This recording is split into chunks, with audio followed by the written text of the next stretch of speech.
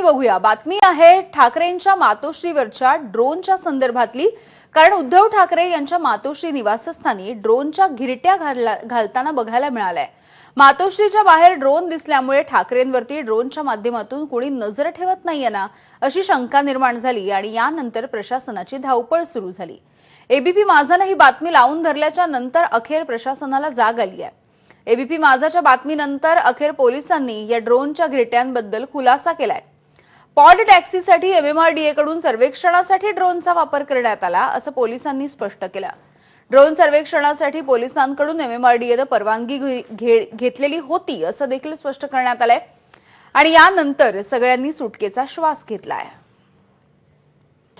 उद्धव ठाकरेंचं निवासस्थान असलेल्या मातोश्रीजवळ ड्रोन उडवण्यात आल्याने एकच खळबळ उडालेली आहे। या ड्रोनचा व्हिडिओ अंबादास दानवे यांनी ट्विट करत या ड्रोनच्या माध्यमातून मातोश्रीची कोणी पडताळणी किंवा मग त्याच्यावर कोणी नजर तर ठेवत नाही ना, असा प्रश्न देखील अंबादास दानवे यांनी उपस्थित केलेला आहे। पण सध्या मातोश्रीजवळच आहोत। मातोश्री 2ची ही इमारत आहे आणि या इमारतीच्या अवघ्या तर याच ड्रोनच्या संदर्भात आता आमदार आदित्य ठाकरे यांनी कोणते सवाल उपस्थित केलेले आहेत जाणून घेऊया।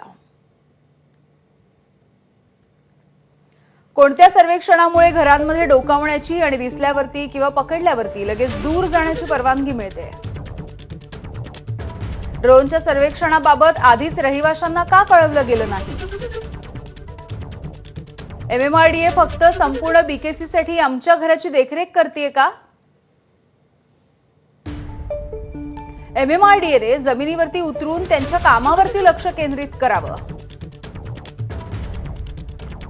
जसे की एमटीएचएल अटल सेतू त्यांच्या भ्रष्टाचाराचं उदाहरण आहे। तसंच जर पोलिसांनी परवानगी दिली असेल तर रहिवाशांना का कळवलं गेलं नाही, असा सवाल देखील आदित्य ठाकरेंनी विचारलाय।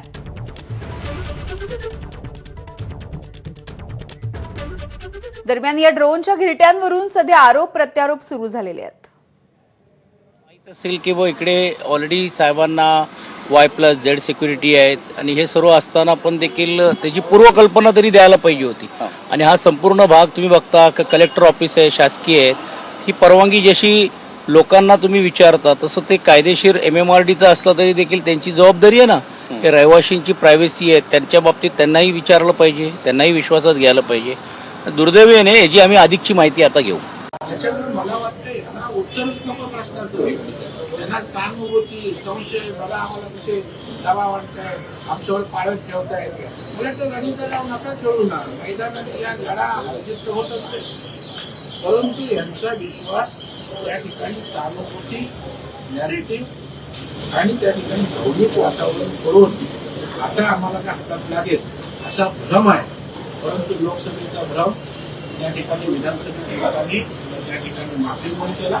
तसंच जाहीर निवडणुकांमध्ये लोकसभेची आहे यांची लोकसभेची माहीत आहे आणि तशाच पद्धतीचं मतदान आहे। कुठलीही माहिती शहानिशा न करता आपल्याला कशी सहानुभूती मिळेल याचा प्रयत्न करणारे हे उभाटाचे अर्ध्या हळकुंडात पिवळे होणारे नेते।